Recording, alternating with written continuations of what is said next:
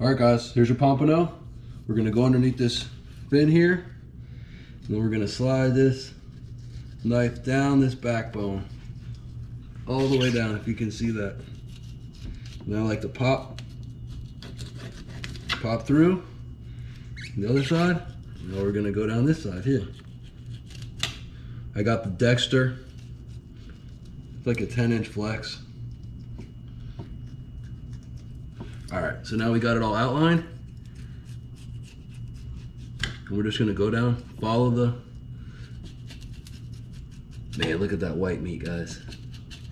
Oh yeah.